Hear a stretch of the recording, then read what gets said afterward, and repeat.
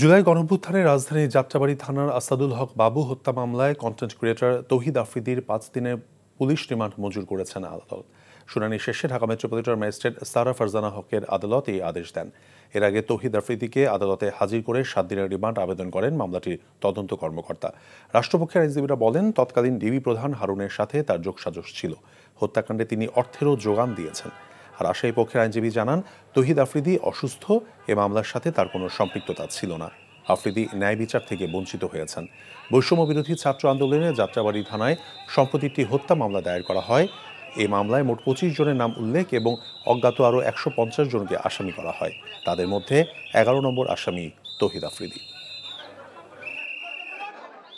মাননীয় আদালতকে আমরা বলেছি, এই আসামিকে রিমান্ডে নিলে পরে মামলার গুরুত্বপূর্ণ তথ্য উদ্ঘাটিত হবে এবং অন্যান্য আসামিদের সম্পর্কে তথ্য পাওয়া যাবে। মাননীয় আদালত সন্তুষ্ট হয়ে ৫ দিনের রিমান্ড মঞ্জুর করেন। নাসির উদ্দিন সাথী এবং তার ছেলে তৌহিদ আফ্রিদি এই ঘটনার সাথে সম্পৃক্ত না কোনো কারণে ভুলবশত এই মামলায় তারা সম্পৃক্ত হয়েছেন। ৭ দিন রিমান্ড চাওয়া ছিল, ৫ দিন রিমান্ড চেয়েছেন এবং আজকে জামিন নামঞ্জুর করেছেন। সে আদেশে আমরা সংক্ষুব্ধ হয়েছি।